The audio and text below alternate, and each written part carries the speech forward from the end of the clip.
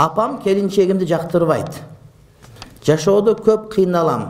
Кимисине жан тартышымды билбейм. Апам айтса, мен аны кетирейинби дейм. Аялым айтса, чыдап кой дейм. Бирок ачыгы кыйналдым. Аялым анча иш кыла албайт. Тили узун. Апама каяша айтат. Эмне кылсам болот? Апам да аялым да намаз окушат, экөөнү тең катуу сүйөм дейт. Кол жазмам жаман такыр оңдой албай койдум, кечирес дейт.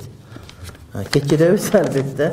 Бирок кыргызчаны оңдоп жазганга үйрөнүш керек, бул маданият. Муну урматтуу бир туугандар, эмне деп айтабыз биз? Аялың менен сүйлөшүп отуруш. Илгери бир байдын кызы кембагалдын баласын жакшы көрүп калыптыр.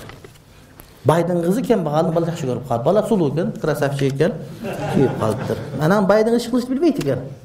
Палит, кир, ушундай, тамак кылганды билбей, чайнектер капкара болуп кеткен. Анан байдын баласына, кембагалдын баласына карап отуруп айтыптыр, бир күн ооруп калыптыр.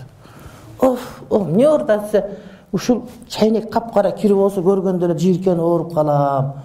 Анда эмне кылайын? Баланы сүйөт да. Апам ошону кум менен жуйт эле жакшылап, жылтырап калат эле деп. Анан кыз ошентип жана сүйгөнчө кум менен жуп, чайнек жылтырап калып, бала жакшы болуп калыптыр. Анан 4 күндөн дагы кыйшайып калды. Эмне болду десе, ушу жана апам тамакты кечинде ачык койбойт эле, бетин жаап коет эле, тамакты азыраак жасайт эле, ысырап кылбайт эле. Ошентип отуп үйрөтүп алыптыр. Ошо саңа урматтуу бир тууганым кеңеш.